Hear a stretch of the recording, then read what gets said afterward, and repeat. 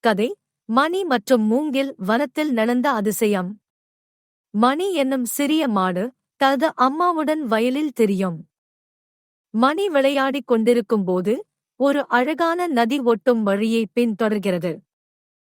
அங்கே அது ஒரு பெரிய மூங்கில் வனத்தை காண்கிறது. மரங்கள், பூச்சிகள், பறவைகள். மணிக்கு ஆச்சரியம். அவன் உள்ளே போய் சுத்துகிறான். வனத்தின் நடுவில் ஒரு நீல நிறத் தடாகம். அதில் ஒரு மூடியாகத் திரிந்த கண்ணாடி தோன்றுகிறது. மணிக்கு கண்ணாடி பேசுகிறது. வணக்கம் மணி. இது ஒரு மாய வனம். மணிக்கு பயமாக இருந்தாலும் ஆர்வமாக கேட்கிறான். மாய வனம் என்றால் என்ன? கண்ணாடி சொல்கிறது, இங்கு ஒவ்வொரு விலங்கும் பேசும் திறன் பெற்றிருக்கும்.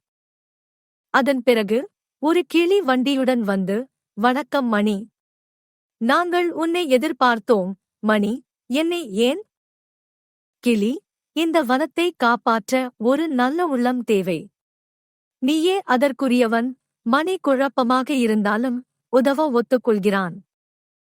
அந்த நேரத்தில் ஒரு மோசமான முதலை தோன்றுகிறது. அது வனத்தை உடைத்துவிட நினைக்கிறது.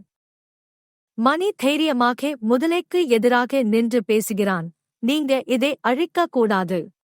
முதலை சிரிக்கிறது. நீ என்ன செய்யப் போகிறாய்? மணி வன விலங்குகளின் உதவியுடன் மூடிக்கொண்ட இடங்களை திருப்பி அமைக்கிறான்.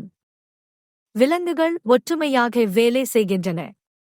பறவைகள் மரக்கிளைகள் கொண்டு வந்து வனத்தை கட்டுகின்றன. முதலை மிரண்டு வனத்தை விட்டு ஓடுகிறது.